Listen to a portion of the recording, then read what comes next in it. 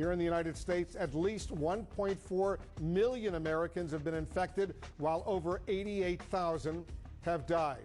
And today, in an online commencement address to graduates of historically black colleges and universities, President Barack Obama spoke out in very sharp criticism of how the Trump administration has handled the national crisis of the coronavirus pandemic. Watch this.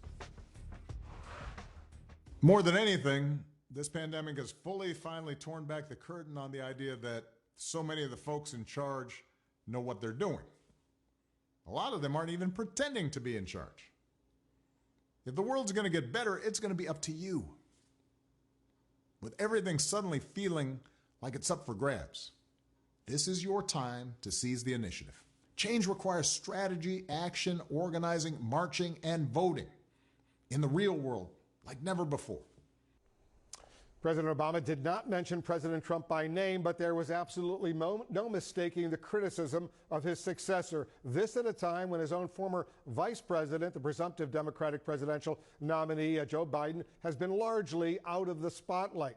Straight to the White House right now. CNN's Jeremy Diamond is on the scene for us. Jeremy, first of all, reaction tonight from the White House. I take it some White House officials are responding to this very harsh criticism by the former president?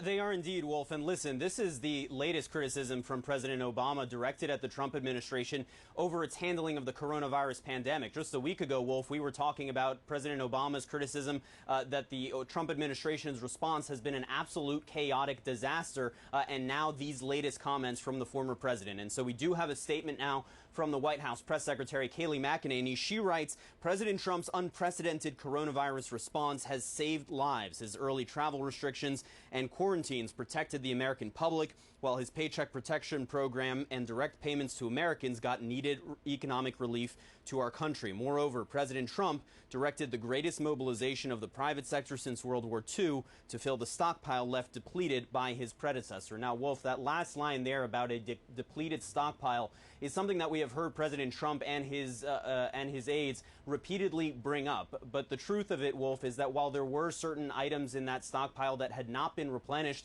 by the Obama administration, the stockpile was by no means completely depleted. And certainly President Trump had 3 years in office before this pandemic in order to refill those shelves, as he so frequently talks about.